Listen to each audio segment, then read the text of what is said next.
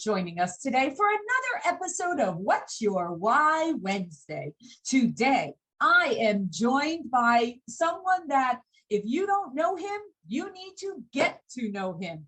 This is Darius James, President and CEO of Porch Mortgage.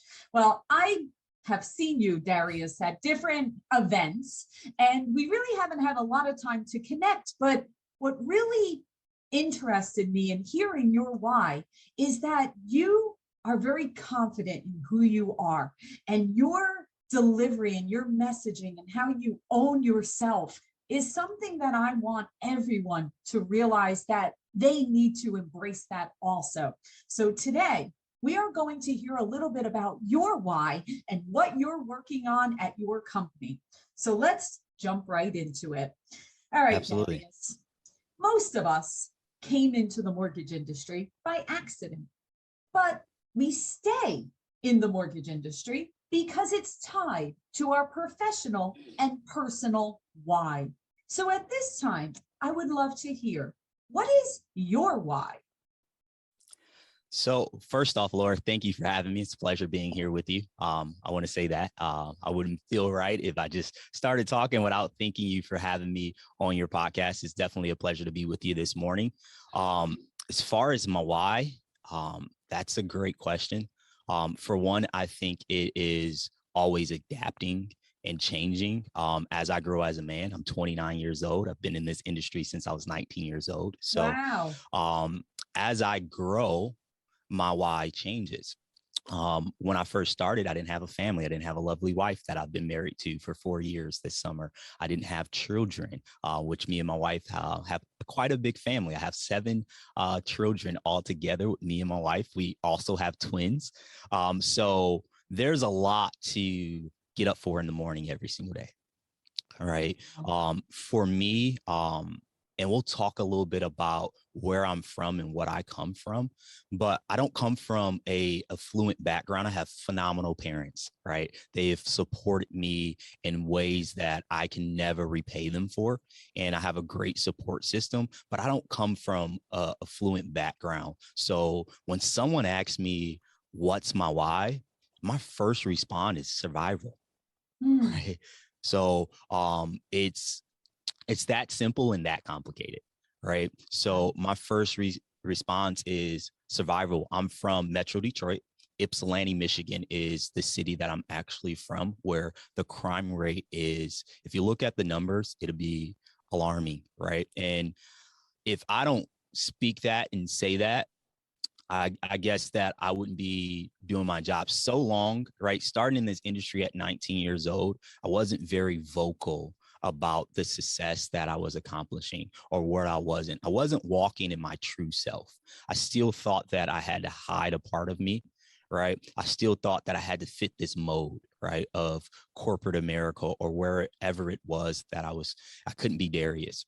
So I didn't step in a room authentically Darius. I was afraid that, hey, if I like Drake or if this hip hop song was my favorite song, that someone would judge me, right? Or if you really know me, my passion is music, right? So I'm not an artist or anything like that. I'm not that talented, I would say. But if you know me, like for my birthday's in December. I live in Tennessee. I'm originally from Michigan. I went home for my birthday in Michigan, and I'm not like the guy who goes out and stuff like that, but I called my friends and we went to the recording studio and we sat there and we did what I call music therapy and just let out music because that's who I am. So part of my why is just being authentically me, to be able to walk my truth and be the person I am, coming from where I come from. And there's a lot of limitations that others would like to place on you, and I don't believe in that. Right. Starting Darius, at night. I have to ask you. Yeah, please tell me, how did you get into the mortgage industry? I want to hear this story. Yeah. So I went to college in North Dakota. I went to a college called Mayville State University. It is a small college in North Dakota. I didn't know where North Dakota was, had no idea. Probably say that's crazy, but really, I knew it was the state, didn't know where it was. But I went to college for North Dakota. I spent about a year in college. at North Dakota at Mayville State University. When I got home, in that stand, before I went to college, I also joined the Army Reserve. So I spent 8 years in the United States Army. But when I got back home from college, my uncle, he was working for Quicken Loans. He had worked for Quicken Loans my whole life, right? And when I talk about my childhood and not coming from an affluent background, in my community, right, there was only so many outlets. You seen drug dealers and you seen basketball players, right? Well, Laura, I can tell you that I wasn't very good at shooting a basketball. I suck still to this day. Right. And I knew organically that wasn't going to be my path. I had no intentions on selling drugs or anything like that. So I would look for individuals who had a different path. I didn't want to live paycheck to paycheck. I never wanted to be average. I knew that for a very young age. I always had this like entrepreneur bug. My mom told me that she knew from a very young age, I'm her middle child, that guy was going to be different. I always told her I would be the one to do something different. But I came back home from college, synced back up with my uncle. He's one of my closest mentors still to this day. I met my uncle when I was 14 years old. Crazy thing, right? So I haven't known my uncle my whole entire life either, but he was in mortgages, right? And when I was young, I would hang out with him. We had something in similar. We just talked about music. I love music, right? My uncle also owned a recording studio. So he would teach me at a very young age how to audio engineer, and something that was directly tied to my passion, right? And me being me, I'm an entrepreneur, right? At heart, since birth, I was always trying to figure out how to turn $1 into $2. Maybe it comes with starting with only a quarter, right? Because you don't have a lot. The way I grew up, my mother worked 3 jobs to raise her 3 sons. As a single mother. So there was a lot there. But when I met my uncle, he was in mortgages. It didn't click to me that this was going to be my path or I was going to do mortgages or anything like that. I went to college, came home. I was doing a network marketing company. We were selling this little orange energy drink.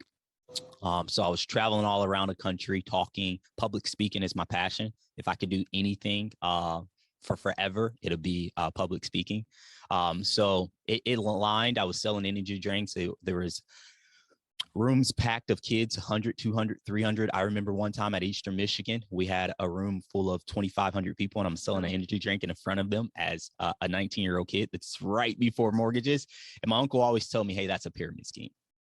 And I would tell him, I said, hey, well, you can make money in pyramid schemes, just depending on where you got in. I was naive. And it all depends where you are in the pyramid. Yeah, right. So it depends on where you're at. I was a 19-year-old kid. I didn't know any better. Long story short, we're sitting in his basement. He had just left Quicken, and he was over at UWM. Right. So we're sitting in his basement and we're talking, and he was telling me, you don't have a choice. You're going to work for Quicken. I put in your application. He said, your interview is this day. So organically, right, I got into the industry early, how most people fall in by mistake, but it's normally their second or third career. You're sitting in front of someone. I've never had another job, Laura. Wow. I've only been in the mortgage industry. And so I had an interview at 19 at Quicken. I didn't think that I was going to take the job. I knew nothing about mortgages. I didn't even know how to spell the word.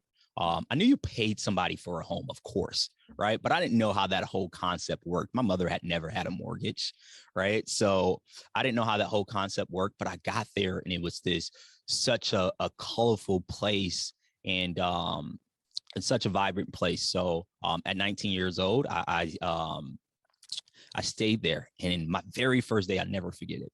My very first day at Quicken, they have what's called Culture Day. The Culture Day at Quicken is a real big deal. Everybody who's new in the company goes there. So it's thousands of people there. This year, I remember it. It was at the Fox Theater in downtown Detroit. And so they have all the speakers speaking, and they're all work for Quicken. There's Quicken leadership. And there was this guy named Tim Berkmeyer, and he ran the whole Quicken Web Banking Center. And soon as he got on stage, next speaker was speaking. I got up on my seat and I jetted out the door, right? I wanted to catch him in the hallway. Mm-hmm. And I called him in the hallway and I asked him a very quick question. I said, hey, my name is Darius James. You don't know me, but you will. and I'm going to be one of the best bankers at your company. Will you mentor me? Oh, wow. Right. And he said yes. He said yes. And he mentored me, right? So I'd have a meeting with him. He would talk to me about the industry. He would just guide me. And then very early in my career, when I got my license, right, it was time for me to hit the banking floor. He said, I got a better mentor than me for you. Wow. He said, he's a star. He's up and coming. And there's something great that you can learn from him. Outside of the business, he said, this is a man that you can learn from and take a whole lot from. And that man was Austin Emick. So I, from 19 for about 4.5 years, I worked directly under Mr. Austin Emick. He was my director. He taught me a ton about mortgages. But that's how I got into the industry, right? So I'm forever grateful for the people that helped me. I'm definitely here on the shoulders of giants because there is a lot of help that went into getting me here. Laura, I am a former juvenile delinquent. My story is remarkable. When I sit there and I think about where I've been, what I've able to accomplish, and where I'm going, I'm forever grateful for the people who's helped me and the people who have really came into my life and showed me what's possible. Because without this industry, there's no doubt that I wouldn't think the way that I think now. This industry opened my eyes up to a whole nother world of not just work and not just finances and to be able to provide for your family, but it just opened my whole world up to possibility. Or I am a 29-year-old African-American male in America who owns a mortgage company. Yeah. I am just happy to be here, Laura. And you should be very proud of yourself, Darius, because I know, listen, the whole reason why I do this podcast, the whole reason why this came into fruition is because I want to spotlight the amazing people in our industry, because a lot of times people think that we come into this industry because it's about the money or because it's all tied into that. But hearing stories like yourself and so many others that I've heard, we may start out as that being the reason why we come in, because we look at it as a job and look at it as a way to take care of our families. But it becomes so much more than that. It is so much bigger than that. But Darius, the reason why you've seen the success and the road that you're on, and so much more, so much of a long road that you will continue on, is because you took that first step. You took that first step of walking out of that room and catching that gentleman, and to having the vulnerability of saying, you don't know me, but you're going to know me, and will you mentor me? I can tell you from people that have come to me to ask me to mentor them, and I have many that I love dearly, but you have to show vulnerability in that instance of putting yourself out there. It's like asking the girl out on the date or asking the guy out on the date, right? You're raw. You are raw Absolutely. At that moment to expose yourself to say, I would like you to mentor me, because you don't know what that reaction is going to be. And depending on what it is, it could positively or negatively affect you. So you came in with the right intention and the right mindset of saying, heck, what's the worst thing that can happen, right? What's the worst thing that can happen? And you bet on you. You bet on yourself. I believe that's the best stock you can ever bet on. I agree. I so agree. And now it's only the beginning. It's only the beginning. So this leads me to my next question. So here you are, 10 years, can you believe 10 years in already? I know, right? I did it. I can't believe you already. And just so you know, Darius, I came into this industry at 21. So wow. I did have a couple of jobs before it, but career, my only career. So yes, I'm right there with you that yes, I grew up in this industry and I'm very thankful for it. All right. So let me ask you, give me that story. Everyone in the mortgage industry has those special stories that are just in our hearts, right? Those ones where you just realize the impact that you had with working with a family. So please share one of those stories that have touched you with us. Yeah, so I don't have a story where it's just one in particular person, right? Okay. So I'm going to give you a story here, Laura, that not only showed me the impact that we have in our communities and the ability that a loan officer has, an originator, a real estate agent, anybody who's in our space has, but I'm going to tell you a story that had a dual impact because it had a life-changing impact on myself that really changed the way that I looked at this industry completely. And what people ask, like, how are you able to get here at 29? It has to do with this story and a mind switch in my head, because I realized, Laura, before I get into this story, starting at 19, I knew about 2021 that this was not only what I was going to do for the rest of my life, but I was going to learn every single thing that I could. I was very strategic. I took positions to understand every element of a mortgage, right? I was one of the top originators in the country. Once I was one of the top originators in the country, I wanted to run one of the top banking teams in the country. Once I ran one of the top banking teams in the country, I learned that there was a whole new side of mortgages, wholesale, that I knew nothing about. I said, hey, I want to learn wholesale. I was at AE for like 2 months, got promoted to special projects and wrote out non-QM loans. And then I went over to the director of business development for Home Point Financial, which is what I did before opening my own mortgage company. But I was just obsessed with finding a better way and understanding everything I could in this industry so I could create and duplicate and scale a company that I believe was a company that was derived in love and care in everything we do.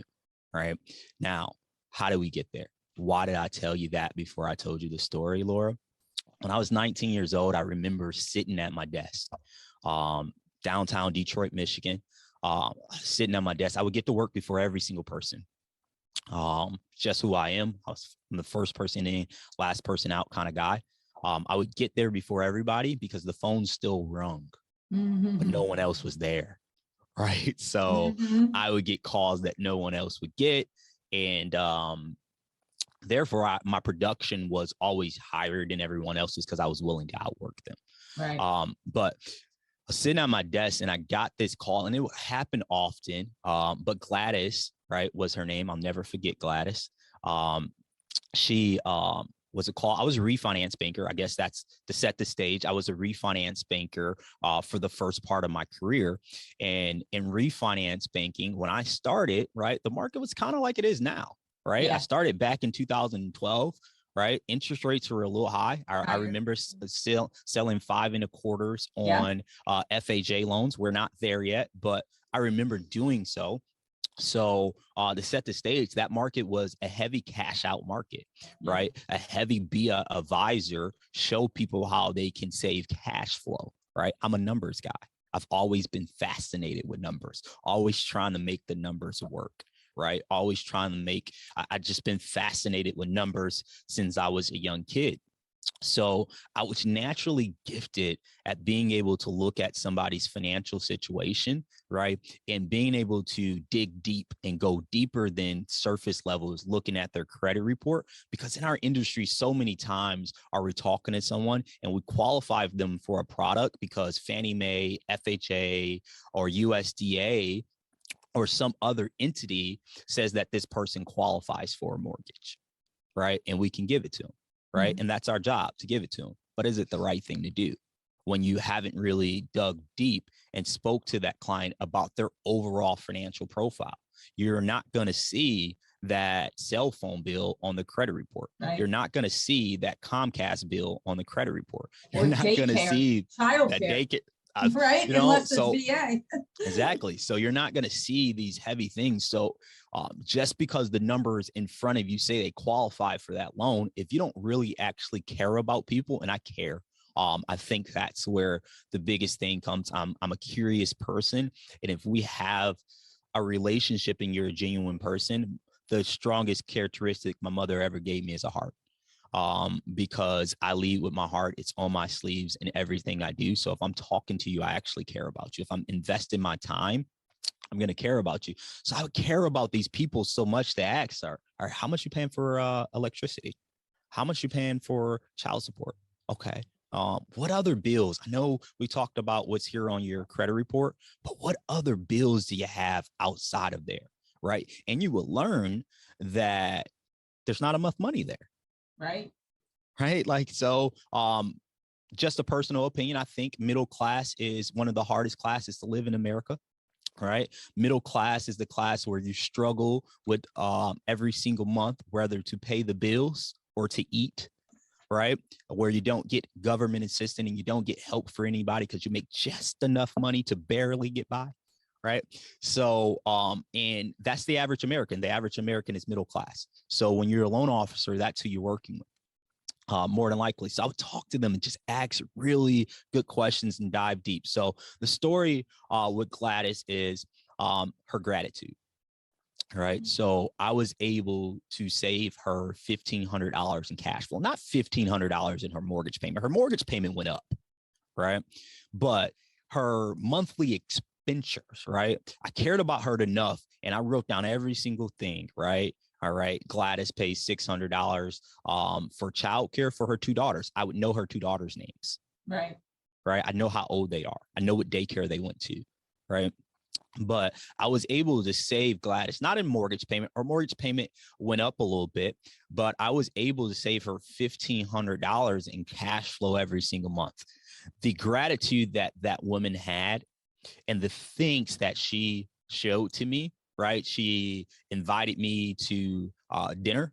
She's in Alabama, right? I was in Michigan at the time, but she is in Alabama. It's crazy that my company is headquartered in the great state of Alabama now as well. But I was in Michigan at the time. She was in Alabama. She invited me to dinner. She said, I'll pay for your plans. I said, Gladys, I could never, ever accept that. I am humbly grateful.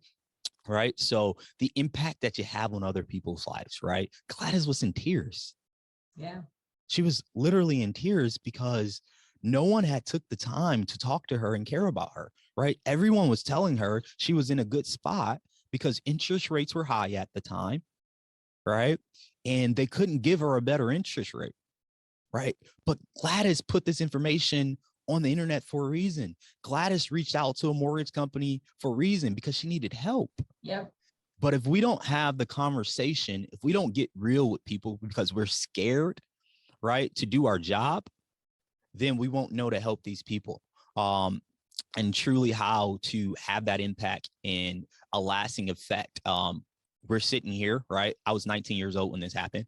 One of the first things that happened. That's why I said this was one of those things in my career that really changed the trajectory of my career, right? Now you're probably thinking, all right, I get how it impacted Gladys, but how did that really impact Darius? Well, I'll tell you.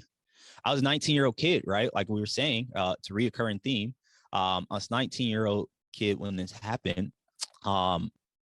I wear suits every single day of life, Laura. It's my thing.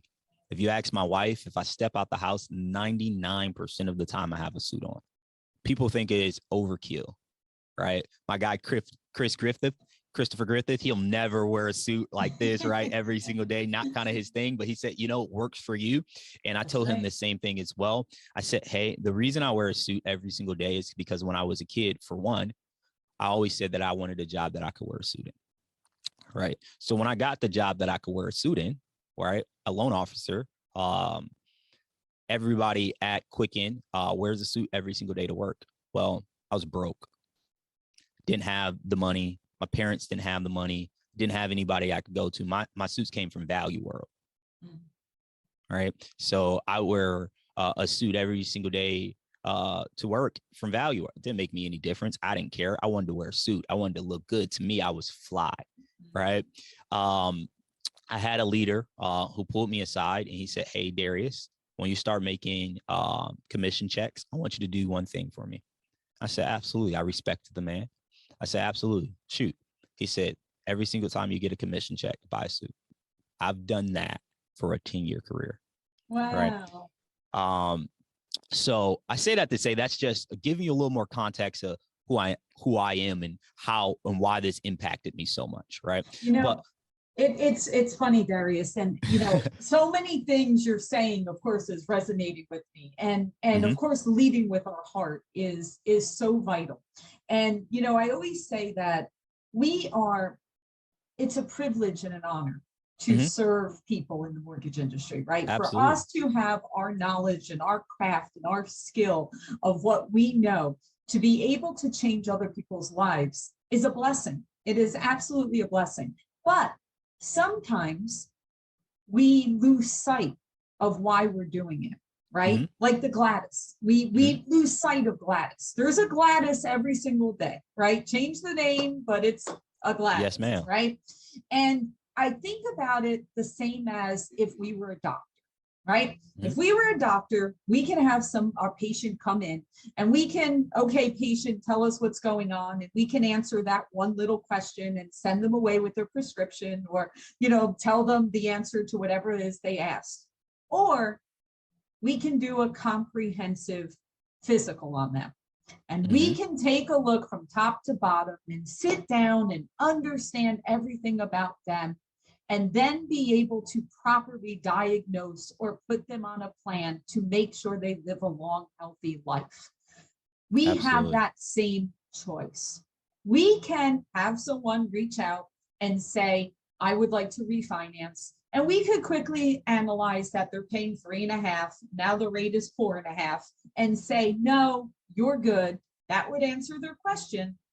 But that's not taking the time and the care to do a full review of understanding them. And that I comes agree. from your heart. It absolutely comes from your heart. I totally agree. It was that's the biggest thing. That's something that not only I bring to my business life, but my personal life is love and care in everything I do. Love and care always, right? If you ask my team, if you ask my wife, if you ask my kids, that's something that's a reoccurring theme. It's love and care always, and the shy will starve. Can't be shy.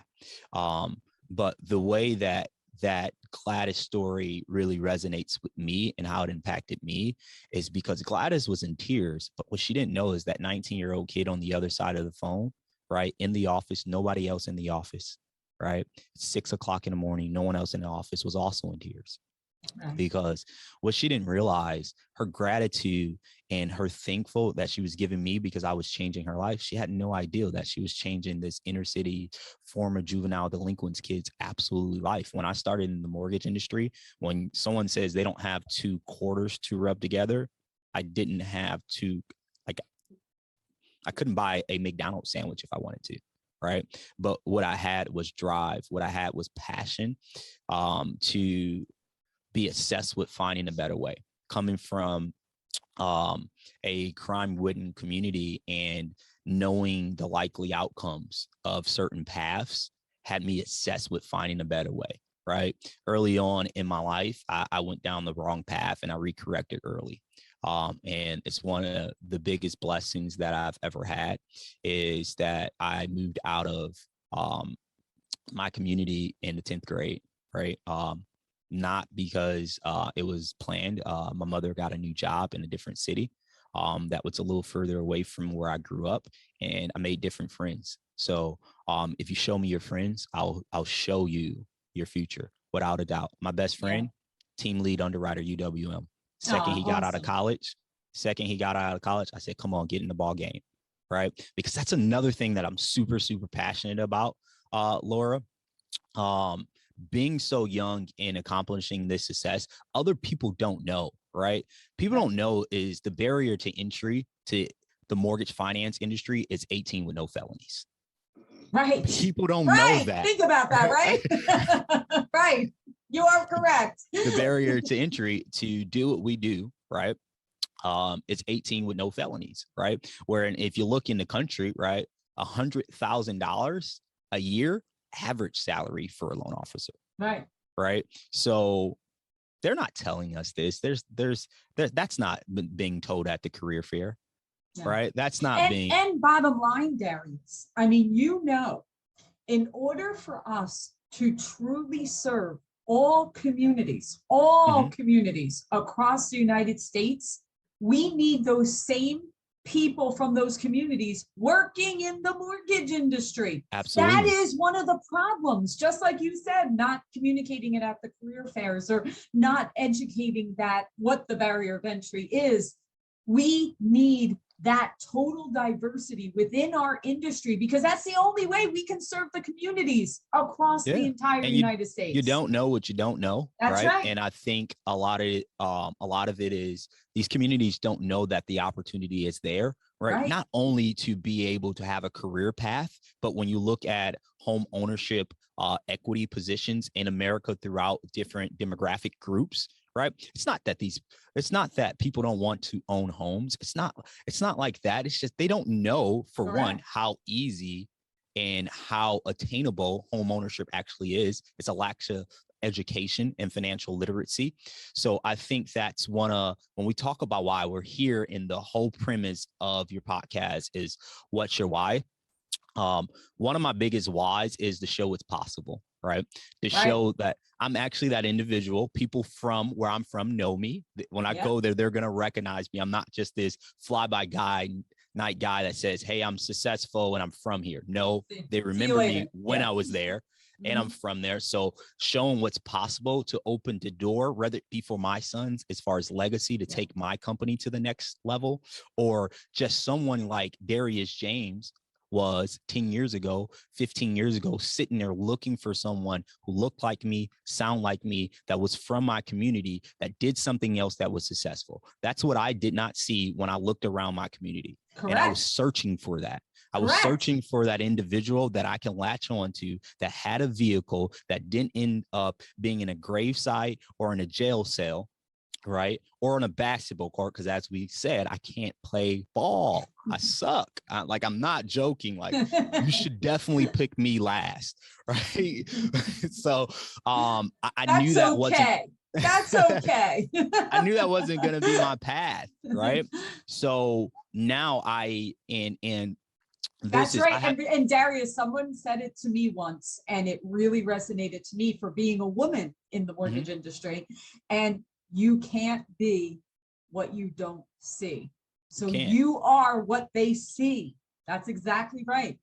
Yeah. So for me, right, I feel now I have no regrets, right? I've had a beautiful 10-year career, right? There's been downs, right? 2016, I went absolutely flat broke, whole different story, right? But there's been downs, but I think at this point in my life and in this point in my career, one thing that I reflect on, not regret, I reflect on, and I promised myself that I would do different, right, is I haven't been very vocal about what I've done, how I've done it, and what I've accomplished, right? And I think that's hurt my community in so many ways, right? Because I should have been that light saying, hey, but I didn't know, right? This isn't me. This is growth as a man.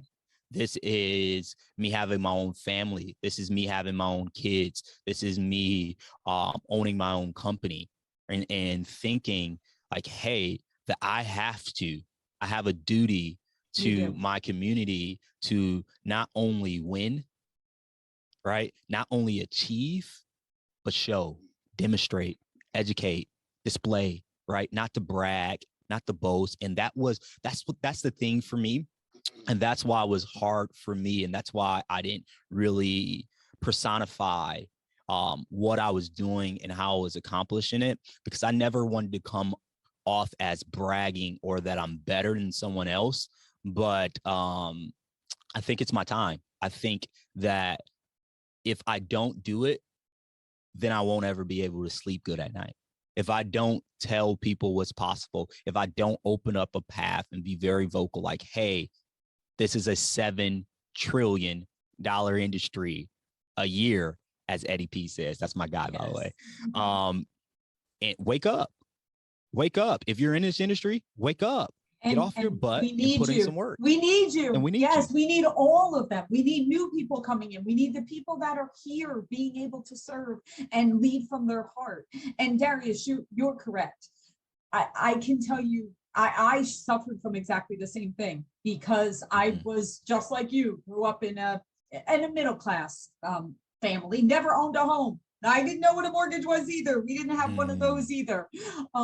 And I was me and my husband had our first child at 19. And, so we were a young family again going, okay, now what do we do to pay the bills? And that's how I got into the mortgage industry. So I have similar story on that side I of it. understand. I But had for my first child at years, 19. yeah, but for years, I'm embarrassed. I don't want to share this story. Mhm. I want to hide my shame of being a teenage mom and all of that. And I only want people to see me now. And I realized what a mistake. What a mistake, because that's why people think you can Wow. never get around your mistake that you made. And I'm not calling my child a mistake, but you know what I mean? Absolutely. That path wasn't the path I thought I was going to have. But it turned out to be the blessing of my life because it brought me to the mortgage industry that changed everything for my family. We have to, every person out there has to share their story, because it's there's like you're living a double life. Darius, I'm going to tell you something. I was at Infuse last year, Mhm. and there was a woman that came up to me and she said, Laura, I just want to thank you for being so vocal and being out there all the time and being, always telling stories about this and that, whatever. She was telling me that she was contemplating taking her life. Wow. At one point. There was a great darkness that happened in her family, and something awful was going on. And she had a moment in her life where she almost took her life. And based on something she heard from something that I had said, and I was in a group of people, she changed her mindset and she decided, no, it's not that bad. I can do something else and I can get around this. Darius, there's people that need to hear your story.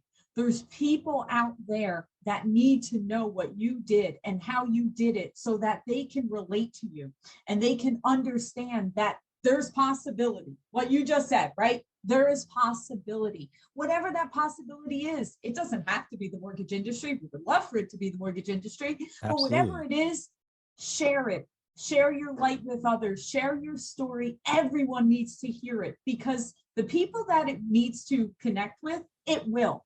And for the people that are like, hey, that guy again, it doesn't matter. Let them turn you off. It doesn't matter. The people that want to hear you and people that need to hear you need more of you. So don't, like you said about living that double life, you're correct. Don't hide it. Share it. It's your gift to the world. And that, as I've grown as a man, I've found out that you have to just live in your truth. You have to be authentically you, where I found myself, like you were just saying, and I was saying, living a double life where I'd be hiding half of who I am, right? And it doesn't correlate, right? So when you're communicating with someone else and you're not being your full self, it doesn't come through. I would change all kind of things about Darius that wasn't true to Darius, right? Because I felt that I had to fit some kind of mode, or my employer wanted me to be X, right? When I was Y, Z, B, X, G, every other different letter combined together. Just my path, a lot of that has to do with the military as well, where I spent 8 years in the Army Reserves, which it's very structured, right? Yeah. And where you have to do things in a certain way. There's a chain of command. You can't be open. You can't be vulnerable, right? That's not what you're taught there. So there was a lot of relearning for myself and a lot of personal development. But now I'm going to walk in any room that I am, Darius James, authentically me. It's what you're going to get. And I think that resonates with most people because I just genuinely care about people. If we're in a room together, I'm going to ask you a question. So Fuse was the first time a lot of people met me. And the reason a lot of people met me at Fuse is because I walked around. If you were sitting down, I said, hey, what's your name? I want to know you. That's awesome. I'm curious. Tell me about you. Because I'm a people's person. I love people. So again, Laura, I can't say this enough. I am grateful to be able to do this and to be here. And I am so thankful. It's only the beginning, Darius. And what I want to hear is actually, what are you working on now? I want to hear what you're working on. Yeah. So that's exciting, right? Because if you see my face just lit up, because this is what I live for, right? All right, tell me. So my dream was to open a mortgage company. I took head of Porch Mortgage as the president and CEO effectively of January 5th of Awesome. 2022. So I've only been in my role here for what? Not very long, a few months now. But in that time, we've grown our loan officer base. By the end of the year, we'll be tracking for about 25 loan officers. Awesome. We're now growing our footprint as a mortgage company. We're coming out from, we're headquartered in Huntsville, Alabama. We're transitioning from a regional company to a national lender. We're pending in 15 different states right now. So we're coming out to be a national lender and working a whole lot with building that brand, right? Where if there's another broker out here listening or another loan officer out there listening, the biggest thing that I can take away from, now my story is remarkable, right? I like when I hear it, I'm like, that was you? You went through that, right? But what I am good at, Laura, is business. This is what I love. This is what I do. This is what I breathe. And this is what I sleep. Now, the business that I am the absolute best in is mortgages because I've never had another job, but my passion is business. So if you're an entrepreneur out there or another loan officer out there listening, the biggest thing and the biggest tip that I can tell you that we're doing at our company that will make a difference, right? Not everything can be quantified right away, right? But investing in building a brand will pay you dividends in this business. Investing in building a brand, I'll say it again, will pay you dividends in business. So having this 10-year career, right, realizing that I was going to do this from 2021, I realized I was going to open a mortgage company. I've been studying for 10 years, Lawyer. I've been studying. I know what's made some of the best mortgage companies, the largest mortgage companies in the country. And there's a very, very, very common denominator that we can bring into the broker space to blow up our space and gain more market share as brokers. And that's brand, right? Where my company and myself have found out ways to do radio at an effective cost, to do billboards at an effective cost, to do Hulu ads at an effective cost, to be on TV spots at effective cost, to do PR at an effective cost, right? So we have a whole marketing funnel, right? That isn't just a source of running ads, right? Or trying to get leads, right? The campaign isn't geared to bring in business through the door. The campaign is geared to build awareness of our brand, right? Who we are, what we do, what our company core values are, and what we stand for. If you take the time to build a brand, right, where I've took so much time to build the brand of the company, and we're putting so much energy and resources in building the brand, where a lot of others are spending the time and trying to attract the business. Right. Which I think it's great, right? There's nothing wrong with that. You got to have business. It's a business, right? You got to have business to be a business. But that brand where it helps us is when I'm on the phone with a client and I start telling my story, say, hey, I'm Darius, and they say, I already know I seen you in Market Watch. Right. I already know I seen you in Business Insider. Yep. No, right there. That's social proof. Yeah, exactly. Exactly. Is one of the biggest things that I bring to the table in this space. And I'm going to continue to blow that up. And I'm going to continue to help other loan officers and other brokers like my brother, right? We're talking about things that we got going in the hopper. My brother, Lamont Harris Financial Group out in Las Vegas.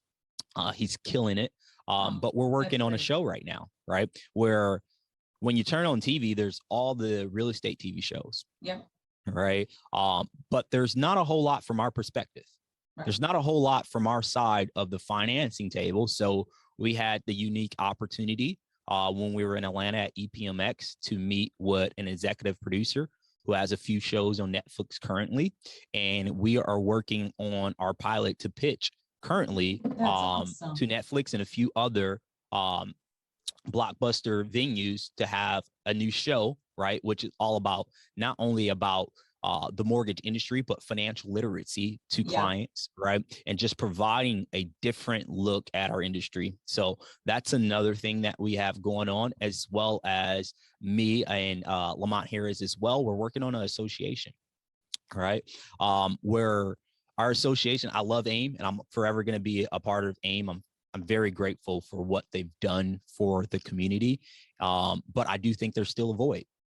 And I think the void is in the minority community. And so me and Lamont Harris have been working diligently for the last few months to figure this out, right? How can we support minorities, not only in mortgages, but in our sector in general? And how can we create a farm, right? And what I mean by a farm is, how can we bring awareness to the barrier entry is 18 with no felonies, right? How can we bring awareness to that to get more minorities in our industry, right? Working in our industry, providing for their families in our industry, which, as we both know, it's not the reason I do what I do, but it has provided me and my family a lifestyle that I couldn't have imagined, right? My kids think we're rich, and I say, hey, we're not P. Diddy. Right? Like that's not happening. But so the association, we're heavily focused on where AIM helps in our broker community. We're kind of on the opposite side of it. Where we're looking to do is attract talent for our industry, train them for free, right? Attract the talent, train them for free, and then have a community of broker owners, mortgage companies, real estate owners, real estate brokers, a community of them that are a part of our association for internships, right? We're working on a program where these young people or anybody can come in and be a part of our program, where half of their internship is at a mortgage company and half of their internship is at a real estate company. So they can see both of the worlds, right? We're even thinking about, and we're kicking around, how can we bring title into the loop? There's so many other different sides of this. How can we bring it into the fold, train people, give them quality training for free, give them internships so they have real life experience. And then if you're a part of our association, then you can hire and give these people an opportunity to be a part of your company and grow as well. Right. So that's one of the things that we're immensely focused on right now at a grand scale level. I love it. I love it. Well, that ties into your legacy question, because all of that you're doing is building a legacy and a lasting impact, not only for you, but for all of those that may not even be in our industry at the moment. That is fabulous. Well, Darius, thank you so much for sharing your why, sharing your passion and your love for who you serve and everything in our industry. We will continue to watch and celebrate you as you continue to make these changes on our industry. Thank you so much, Darius. Thank you for having me, Laura, and God bless America.